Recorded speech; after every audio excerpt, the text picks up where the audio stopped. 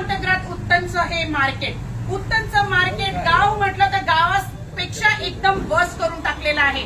जिकडे झोपडपट्ट्यांसारखं जे मार्केट्स असतात तिथं इकडे ती कंडिशन आहे. जर तुम्ही ही मार्केट बघितली तर पूर्ण छपरे खराब आहेत, प्लास्टर नाही, फॅन नाही, लाईट नाही, पाणी नाही. तसेच आमच्या महिलांना खूप काही दुविधा इकडे होत आहे.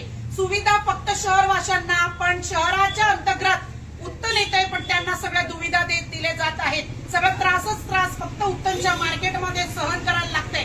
बाकी सगळे शहराचे मार्केट मोठे मोठे झाले पण उत्तनची मार्केट हीच राहिलेली आहे.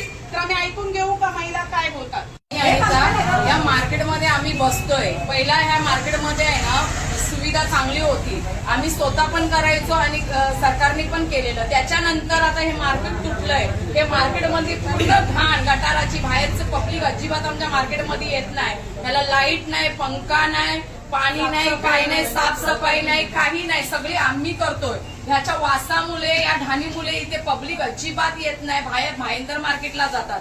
त्याच्यानंतर आम्ही छोटं मोठं काय मच्छी आणतो त्याच्यावर तर आमचा रोजगार पण चालत नाहीये. कारण का जे आम्ही पहिला मच्छी विकायचो ते आता गिराक आहे ना सगळं होलसेलला जाते. कारण का इथे वास घेऊनच माणूस आतमध्ये येत नाही.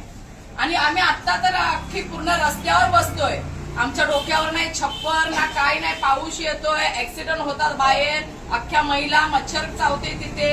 टॅक्स घेतलं जातं, पण पावती सुद्धा पाडली जाते आणि त्याची सुविधा काहीच नाही. सुविधाच्या जागेवर सगळे दुविधा इकडे दिसत आहेत.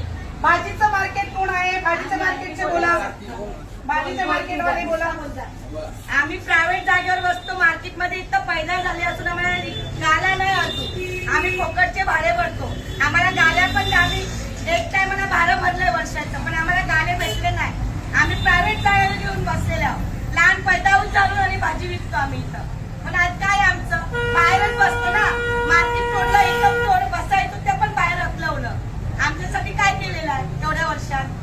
आम्ही करतो म्हणतात बाजार.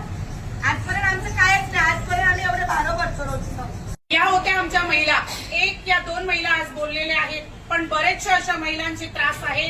महिलाच नाही, पुरुष सुद्धा इकडे जो व्यापारी आहे त्यांना सुद्धा त्रास होत आहे. महानगरपालिका टॅक्स तर घेत आहे पण काम करत नाहीये.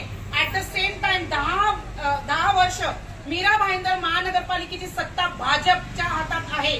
सेना आणि भाजप एकत्र काम करत आहेत पण उत्तनच्या मार्केटची ही अवस्था आहे. सेना आणि भाजपच्या सत्तेने काहीच केलेलं नाही उत्तनसाठी.